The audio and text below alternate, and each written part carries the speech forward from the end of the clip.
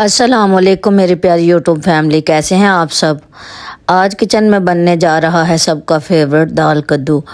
तो मैंने सोचा पहले दाल निकाल कर अच्छे से धो लूँ, उसे भिगो लूँ और उसके बाद रख देती हूँ, क्योंकि दाल जितनी अच्छी भीगी हुई हो सालन उतना ही मुलायम और मज़ेदार बनता है। दाल तो मैंने भिगो दी है, अब तक ये सेट हो जाएगी। मैंने सोचा कद्दू काटते काटते आप लोगों के साथ बहुत ही अहम मौजू पर बात करूंगी, जिसका हमारी रोज़मर्रा की ज़िंदगी और ज़हनी सुकून से बहुत गहरा ताल्लुक़ है। टॉपिक ये है कि शादी के बाद मियाँ बीवी की प्राइवेसी क्यों ज़रूरी है। हमारे माशरे में ना, जब कोई लड़की शादी के बाद प्राइवेसी या अपनी जगह मांगती है या बात करती है तो लोग समझते हैं शायद वो ख़ानदान को बांटना चाहती है या अलग होना चाहती है, लेकिन यकीन माने ऐसा बिल्कुल नहीं है। जैसे ये कद्दू और दाल दो अलग अलग चीज़ें हैं, लेकिन जब एक साथ पकती हैं तो इनका अपना ही जायका बनता है। बिल्कुल ऐसे ही शादी के बाद दो अलग इंसानों को एक दूसरे के मिजाज को समझने और दिल की बात कहने के लिए एक पुरसुकून माहौल और वक्त चाहिए होता है। अगर मियाँ बीवी को दिन भर में कोई ऐसा वक्त ना मिले जहाँ वो खुलकर अपने दुख सुख बांट सके, तो आहिस्ता आहिस्ता रिश्ते में दूरियां आने लगती हैं।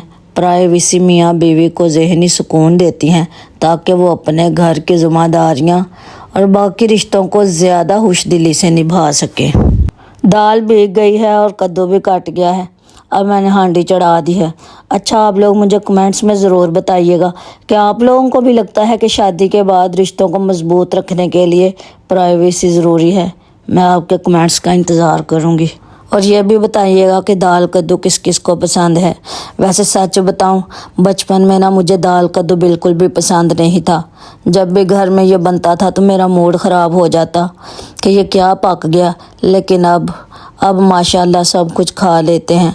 अब तो दाल कद्दू खुद इतने शौक़ से बनाती हूँ और घर वाले भी शौक़ से खाते हैं।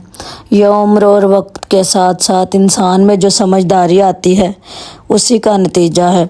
इंसान वक्त के साथ बदलता है, इसकी पसंद बदलती है और वह हालात के मुताबिक खुद को ढाल लेता है। बिल्कुल उसी तरह जैसे जैसे हम बड़े होते हैं, हमारी ज़िंदगी में नई जिम्मेदारियां आती हैं, हमारी शादियां होती हैं तो हमारी ज़रूरतें भी बदल जाती हैं। बचपन हमें हर वक्त रौनक और शोर शराबा पसंद होता था, लेकिन शादी के बाद अपनी ज़िंदगी को अच्छे से चलाने के लिए इंसान को थोड़े से सुकून और प्राइवेसी की ज़रूरत महसूस होने लगती है। जैसे अब हम समझदार होकर हर सब्ज़ी खा लेते हैं क्योंकि ये हमारी सेहत के लिए अच्छी है, बिल्कुल ऐसे ही शादी के बाद मियाँ बीवी के लिए थोड़ी सी प्राइवेसी और अपनी जगह होना भी उनके रिश्तों की सेहत के लिए बहुत ज़रूरी है। बचपन में जब दाल कद्दू नहीं खाते थे तो अम्मी अब्बू ने देखना कि मूड ख़राब है तो अम्मी ने कहना चलो कोई बात नहीं, दाल कद्दू नहीं खाना तो मैं अंडा बना देती हूँ, और बस फ़ौरन अंडा फ्राई होकर या अम्मी का स्पेशल अंडे का ऑमलेट बनकर सामने आ जाता था। वो भी क्या दिन थे। माँ बाप के घर के नखरे ही अलग होते हैं, उनकी डांट ही अलग होती है। लेकिन फिर जब इंसान बड़ा होता है, शादियाँ होती हैं, अपने घर बार वाले होते हैं, तो इंसान सब कुछ खाना सीख जाता है और बनाना भी सीख जाता है। शादी के बाद नखरे पीछे रह जाते हैं और जिम्मेदारियाँ सामने आ जाती हैं। यही बात मैं प्राइवेसी के बारे में भी कहना चाहती हूँ कि माँ बाप के घर में हम बिल्कुल बेफिक्र होते हैं, वहाँ हर बात सबके सामने होती है। लेकिन शादी के बाद जब हम एक नए रिश्ते में बनते हैं तो हमें इस रिश्ते को संभालने के लिए, एक दूसरे के मिजाज को समझने के लिए थोड़ा सा वक्त चाहिए होता है। जैसे अब हम समझदार होकर हर हाल में खुश रहना और सब कुछ खाना सीख जाते हैं, बिल्कुल ऐसे ही शादी के बाद मियाँ बीवी का अपने लिए थोड़ा सा वक्त निकालना कोई नखरा नहीं है, बल्कि उस नए घर और जिम्मेदारियों को बेहतर तरीके से निभाने का एक ज़रिया है। लेकिन सच तो ये है نہ کہ ہمارے پاکستان میں ہمارے گھروں میں پرائیویسی کا سرے سے کوئی سسٹم ہی نہیں ہے۔ ہمارے ہاں اگر کوئی شادی کے بعد میاں بیوی اپنے کمرے کا دروازہ بند کر لیں تو سب کے کان ہی کھڑے ہو جاتے ہیں۔ لوگ سمجھتے ہیں کہ اگر یہ دونوں اکیلے بیٹھے ہیں تو یقیناً کسی کی برائی کر رہے ہوں گے یا خاندان کے خلاف کوئی سازش ہو رہی ہوگی۔ ہمارے معاشرے میں پرائیویسی کو دوری یا بدتمیزی سمجھا جاتا ہے، حالانکہ ایسا بالکل نہیں ہے۔ میاں بیوی کو دن بھر کی مصروفیات، بچوں کے شور اور گھر کی ذمہ داریوں کے بعد صرف آدھا گھنٹہ سکون کا چاہیے ہوتا ہے، جہاں وہ ایک دوسرے سے پوچھ سکیں کہ آپ کا دن کیسا گزرا یا اپنے دل کا حال ہی شیئر کر سکیں۔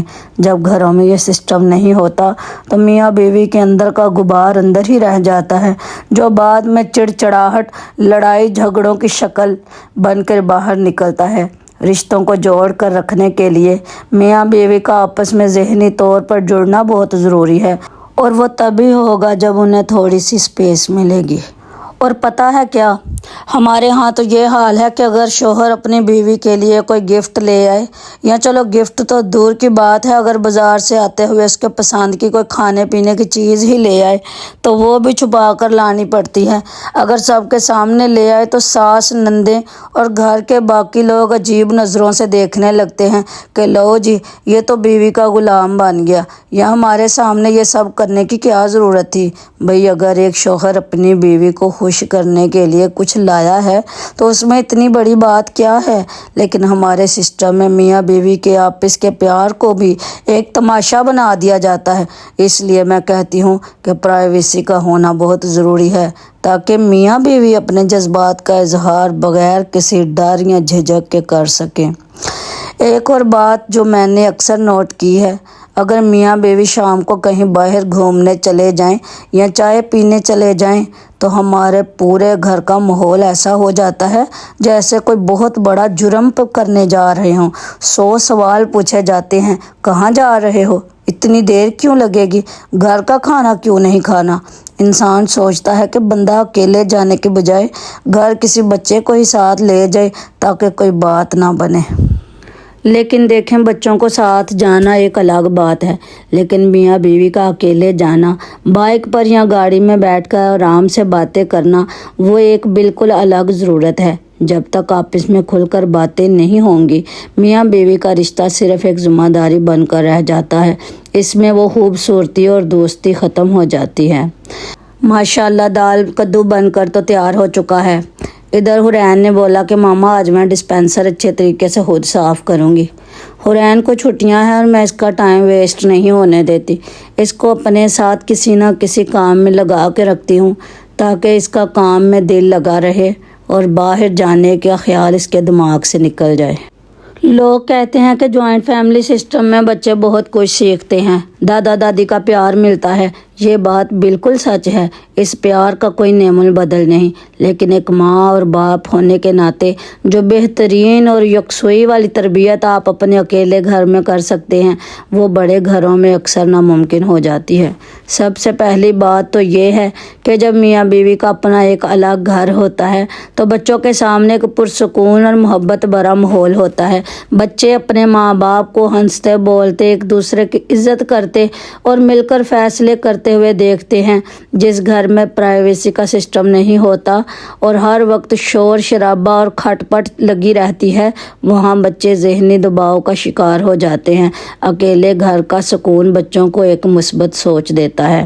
اور دوسری سب سے بڑی وجہ ہمارے ہاں بڑے گھروں میں کیا ہوتا ہے کہ اگر کوئی بچہ ضد کر رہا ہے یا کوئی غلط بات کر رہا ہے اور ماں یا باپ اسے سمجھانے یا تھوڑی سختی کرنے لگیں تو فوراً گھر کا کوئی نہ کوئی بڑا بیچ میں آ جاتا ہے۔